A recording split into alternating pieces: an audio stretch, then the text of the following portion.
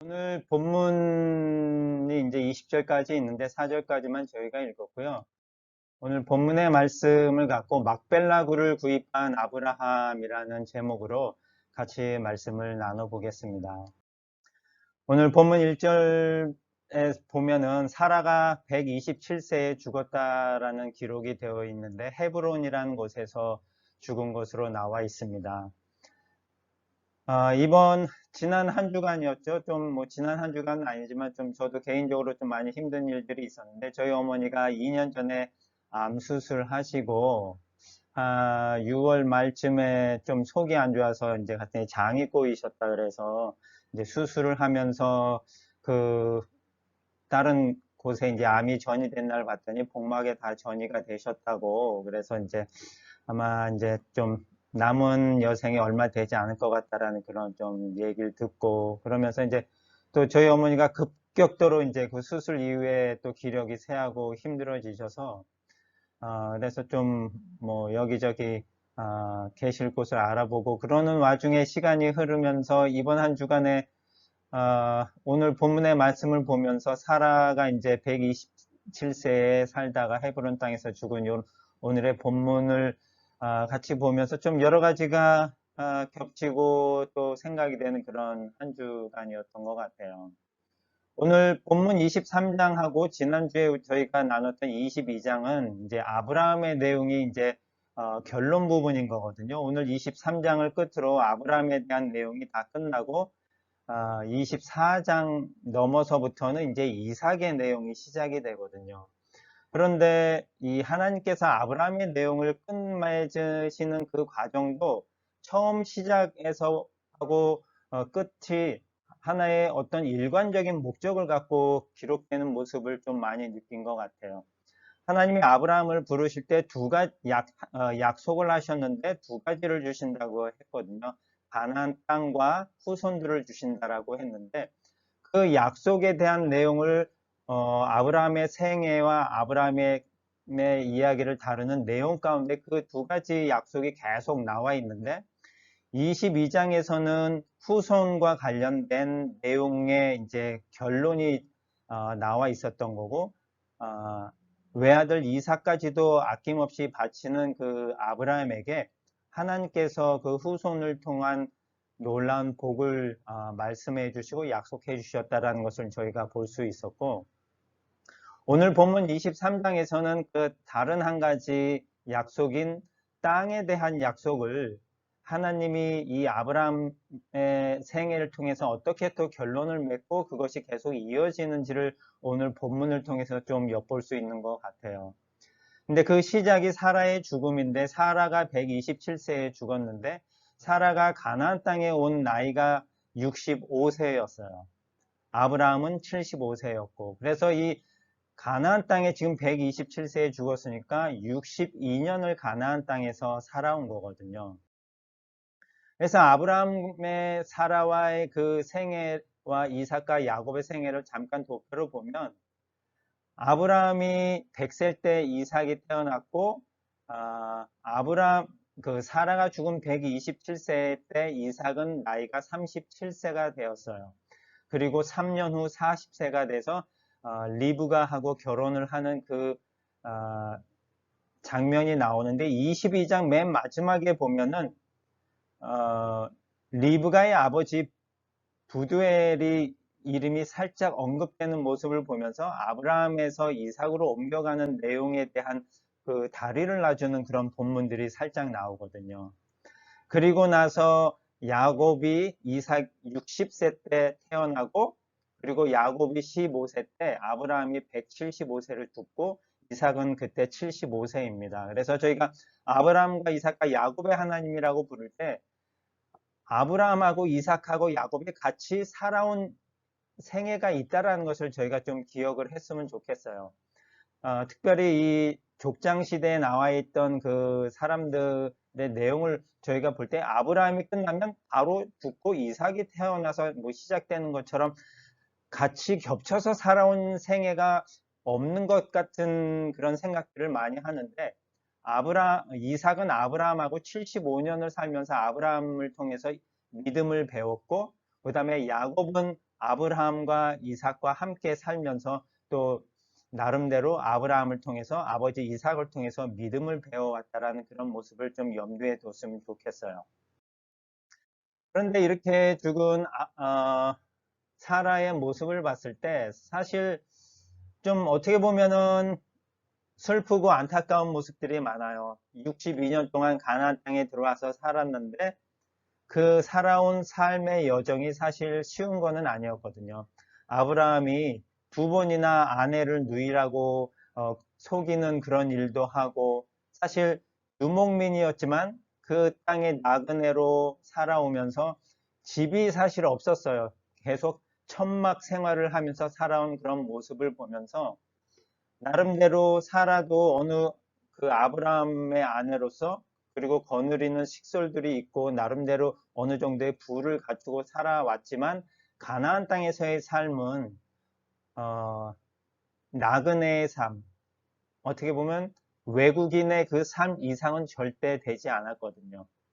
그러한 어려움과 슬픔과 나름대로의 고통을 안고 살다가 127세에 죽은 사라를 놓고 아브라함은 슬퍼할 수밖에 없었던 거죠. 슬퍼하며 울다가 근데 3절에 보니까 그 시체 곁에서 일어나 햇사람들에게 갔다고 얘기하는데 바로 아내 사라의 시신을 묻을 매장지를 구하러 간 것입니다. 중동의 매장에 풍습이 있는데 그 땅은 날씨가 많이 덥잖아요. 그래서 시신을 하루를 넘기지 않아요. 시신이 죽으면 그 시신을 그날 저녁 안에 하루 안에 다 매장을 하는 그런 풍습이 있습니다. 그래서 아브라함도 동일하게 사라가 죽은 그날 슬퍼하고 울다가 그날 안에 장사를 지내야 되기 때문에 매장지가 준비되어 있지 않아서 햇사람들에게 가서 매장지를 구하려고 하는 그런 모습이 오늘 본문 가운데 나옵니다. 그래서 오늘 본문의 내용 전체 20절 가운데 1절과 2절에서만 사라의 죽음을 다뤘고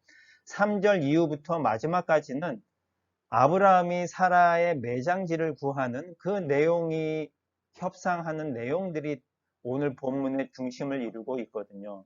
그래서 사라의 죽음은 사실 약간 곁에 놓여 있는 것 같고 아브라함이 그 매장지인 막벨라굴을 어떻게 얻어가느냐가 사실 오늘의 본문의 중심이고 주된 내용입니다. 그래서 왜 막벨라굴을 구입하는 그 내용이 오늘 본문의 중심이 되었을까? 살해의 죽음도 큰 이슈이고 분명히 중요한 일인데 그거보다도 막벨라굴을 구입한 내용이 오늘 본문 전체에 다뤄지고 있기 때문에 왜 중요한지를 오늘 한번 살펴봤으면 좋겠습니다. 헷 족속에게 간 아브라함이 한 내용입니다. 말입니다. 4절에 보니까 나는 당신들 가운데 살고 있는 나그네이며 이방인입니다. 라고 말합니다. 죽은 내 아내를 묻을 매장지를 나에게 좀 파십시오. 우리나라도 비슷하고 뭐 대부분의 나라들이 비슷하지만 외국인들에게 이 부동산을 파는 경우들이 많지는 않아요. 최근에 이제 뭐 우리나라도 그렇게 많이 열려 있고 오픈되어 있지만 저희가 사역을 했던 그 중동 지역에서는 사실 외국인이 그 나라의 땅이나 건물을 취득하기가 쉽지가 않았거든요. 예전에는 법적으로 금지되어 있다가 뭐 조금씩 열려 있지만 에미레이트 같은 데는 외국인이 어느 정해진 지역에서 집을 살 수 있는데 그 기간이 정해져 있어서 99년 동안만 살 수 있어요.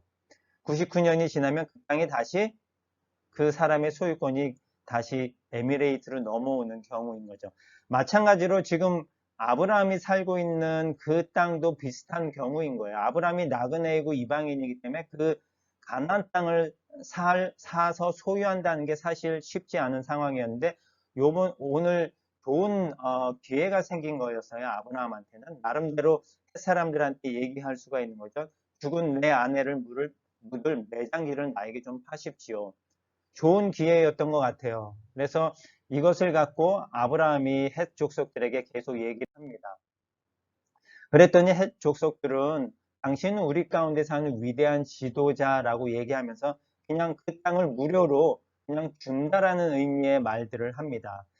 제일 좋은 곳을 택하여 당신의 아내를 장사하십시오. 자기 묘지를 아낄 사람이 우리 가운데는 아무도 없습니다. 라고 그냥 무상으로 제공해 주겠다라는 얘기를 합니다. 그런데 아브라함이 8절 9절에 보면 소알의 아들 에브론에게 부탁하여 그의 반머리에 있는 막벨라 굴을 나에게 팔아 우리 가족의 매장지가 되게 해주세요. 그리고 충분한 값을 지불해 드리겠습니다. 라고 오히려 무상으로 주겠다라는 그 제안을 거절하고 아브라함이 어느 특정 지역을 딱 명시하고 지정을 하면서 막벨라 굴을 우리한테 팔게 해주세요. 그리고 충분한 값을 주겠습니다라고 역으로 제안을 합니다. 어떻게 보면 무상으로 받을 수 있는데 왜 굳이 아브라함이 이렇게 큰 돈을 들여서 그 땅을 구입하려고 할까라는 생각을 좀 해봅니다.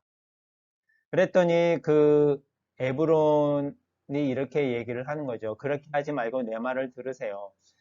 그 밭과 그를 당신에게 드릴 테니 당신의 죽은 아내를 거기 장사하십시오 하니까 아브라함은 13절에서 내가 그 땅을 값을 지불하겠습니다. 그걸 받고 죽은 내 아내를 장사할 수 있게 해주세요. 그 땅을 나에게 파세요라고 계속해서 강력하게 아브라함이 주장을 하고 있습니다. 그랬더니 에브론이 에둘러서 말을 하지요. 그 땅은 한 은 4.5kg 정도 되는데 뭐 이걸 내가 굳이 팔 수는 없고 그냥 드릴게요 라고 계속 얘기하지만 아브라함은 그 값을 주고 삽니다. 그런데 그 4.5kg 정도의 은 값이 사실 적은 금액이 아닌 것을 우리가 알 수 있는데 사무엘하 24장에 보니까 다윗이 사장마당과 소를 은 570g에 산 그런 기록들이 있어요.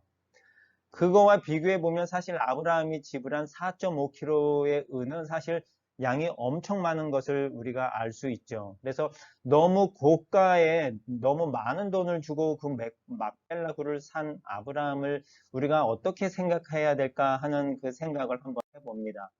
그래서 아브라함이 그냥 얻을 수도 있는데 굳이 왜 그 굴을 비싸게 산 것일까라는 생각을 우리가 오늘 한번 해봤으면 좋겠습니다. 첫째 이유로는 후손들에게 양도될 땅의 영구적인 소유권을 얻기 위해서라고 생각을 합니다. 아시겠지만 에미레이트 같은 경우도 99년 딱 못 받고 그동안은 너의 소유지만 99년이 지나면 이것은 다시 나에게 소유권이 넘어온다라는 그런 개념들, 생각들을 갖고 있어서 만약에 아브라함이 무상으로 주는 땅을 받았다 그러면 아마 그 땅은 아브라함이 죽고 나면 그 소유권은 다시 그 원래 소유자인 에브론에게 돌아갔을 겁니다. 그런 내용을 알고 있었기 때문에 아브라함은 그 땅에 큰 돈을 들여서라도 사서 그 땅이 계속 후손들에게까지 그 소유권이 계속 지속되기를 바랬던 마음이 있었던 것 같아요. 그런데 그 소유권이 계속 지속되기를 바랬던 마음은 바로 어떤 마음이었냐면 하나님이 이 가나안 땅을 아브라함에게 주시겠다라고 하는 그 믿음을 갖고 이 땅을 내가 이제 소유할 수 있는 기회다라는 생각을 갖고 하나님의 약속이 나에게 이제 이루어지겠다라는 어떻게 보면은 그 약속이 후대에 성취될 것이라고 하는 믿음의 씨앗을 뿌린 행위라고 우리가 볼 수 있을 것 같아요. 아브라함이 그 땅 무상으로 받을 수 있지만 그 땅을 주시겠다고 하나님의 약속을 믿고 큰 돈을 들여서라도 그 땅을 소유해서 그것이 계속 지속되는 것을 아브라함은 보고 싶었고 그래서 하나님이 약속하신 그 약속이 내 후대에서 이루어지기를 바라는 그 믿음의 씨앗을 뿌린 행동이라고 우리가 볼 수 있는데 이 아브라함의 이 믿음을 우리가 어디에서 볼 수 있냐면 히브리서에 보면은 아주 정확하게 잘 기록되어 있습니다. 그래서 히브리서 11장에 보면 이렇게 기록되어 있어요. 9절에 보니까 믿음으로 그는 아브라함을 말하고 있는데 약속받은 낯선 땅으로 가서 같은 약속을 받은 이삭과 야곱과 함께 나그네처럼 천막 생활을 하였습니다. 그 땅을 하나님이 주시겠다고 약속하셨지만 그 땅의 주인으로 살아간 게 아니고 나그네처럼 살아가야 되는 아브라함의 모습을 오늘 우리가 볼 수 있는데 그런데 중요한 것은 10절이에요. 그것은 하나님께서 설계하여 세우신 견고한 하늘의 도성을 바라고 있었기 때문입니다. 라고 하는데 이 하늘의 도성이라고 한 것은 쉽게 말하면 하나님의 나라라는 뜻입니다. 아브라함에게 하나님이 약속을 하셨는데 가나안 땅과 후손을 주시겠다라는 그 약속을 하셨는데 아브라함은 처음에 그 믿음의 분량이 가나안 땅 하면 눈에 보이는 가나안 땅, 후손하면 자기가 낳을 자손들이라고 하는 일타적인 면에서의 믿음을 소유했었어요. 그런데 이 믿음이 가나안 땅에서 살아가면서 이 믿음이 점점 성장을 해서 어떤 영적인 의미의 하나님의 약속의 의미까지도 이제 아브라함이 이해하고 알고 믿게 된 것이죠. 그래서 이 땅하고 후손이 이중적인 의미를 가지고 있다라는 믿음을 아브라함이 갖게 된 거예요. 그래서 땅이라고 하면 1차적으로는 가나안 땅이라는 의미도 있지만 또 이중적인 의미로 봤을 때는 하나님의 나라, 10절에 나와 있는 것처럼 하나님이 설계하여 세우신 견고한 하나님의 나라를 바라고 있고 그 땅을 유업으로 줄 거라는 것을 아브라함이 믿음으로 바라봤다라는 내용인 거거든요. 그리고 후손은 아브라함이 이삭과 야곱을 통해서 그 후손이 하나님이 하늘의 별처럼 모래알처럼 주신다라는 것도 있지만 그 후손을 통해서 복의 근원이 태어난다라고 하는 그 믿음을 갖고 결론적으로는 그 후손이 예수 그리스도를 나타난다라는 그 믿음을 아브라함이 또 가지고 있었던 거거든요. 그래서 22장의 내용에 후손에 대한 그 결론을 통해서 아브라함은 이삭을 하나님 앞에 바치는 그 모습을 통해 예수 그리스도가 오실 것이라고 하는 것을 믿고 부활이라고 하는 것을 믿는 그 믿음의 경지까지 올라가게 된 거고, 오늘 본문의 내용을 통해서는 막벨라 굴이라고 하는 땅을 샀지만 하나님의 나라를 이제 맛보고 살아갈 수 있다라는 그 믿음의 씨앗을 막벨라 굴이라고 하는 것을 통해서 아브라함은 실천을 하고 바라보는 그런 모습을 우리가 그려볼 수 있어야 된다는 거죠. 그래서 단순히 막벨라 굴이라고 하는 작은 굴을 가족의 매장기로 산 것에 우리가 우리의 초점이 맞춰지는 것이 아니라 아브라함은 그 땅을 사면서 그 땅을 통해서 하나님이 주실 하나님이 설계하여 세우신 견고한 하나님의 나라를 바라보는 그 믿음을 갖고 그 땅을 샀다라는 내용입니다. 그래서 11장 13절 히브리서에 보면 이 사람들은 바로 믿음으로 따라 살아온 사람들인데 아브라함, 이삭, 야곱을 말할 수 있죠. 믿음의 조상들. 그들은 약속된 것을 받지 못했으나 그것을 멀리서 바라보고 기뻐했다고 합니다. 아브라함은 하나님이 주신 약속을 알고 있었지만 그것을 받지는 못했어요. 그죠? 가나안 땅을 주신다고 했지만 실질적으로 가나안 땅에 한 귀퉁이는 있는 막벨라 굴을 소유한 정도밖에는 못했어요. 하지만 하나님이 궁극적으로 주실 하나님의 나라를 바라볼 수 있는 그 믿음이 있었던 거거든요. 그래서 그 믿음을 갖고 있었기 때문에 그것을 멀리서 바라보면서 기뻐할 수 있었고, 하나밖에 없는 아들 이삭을 바치면서 오실 예수 그리스도를 보았기 때문에 그 믿음으로 기뻐하면서 아브라함은 살아왔다라는 거거든요. 그래서 저희가 아브라함이 살아온 그 과정 안에 담겨져 있는 그 아브라함의 믿음, 우리가 믿음의 조상, 믿음의 아버지 아브라함을 얘기하잖아요. 아브라함이 가지고 있는 믿음이 바로 그러한 믿음인 거거든요. 하나님이 주실 그 약속에 담겨져 있는 이중적인 의미까지도 다 볼 수 있는 그 믿음, 멀리서 바라보면서 지금은 갖고 있지 않지만 그것을 바라보면서 기뻐하는 것이 바로 믿음인데, 11서 11장 1절에 그 말씀을 갖고 살아온 아브라함입니다. 우리가 바라는 것들에 대한 실물이 바로 믿음인 것이고 보이지 않는 것들에 대한 증거가 바로 믿음인 것입니다. 아브라함이 이렇게 가지고 있는 그 믿음을 우리도 소유하면서 또 우리가 살아가는 믿음의 자녀들, 믿음의 후손들이 다 되었으면 하는 그런 소망입니다. 기도하겠습니다.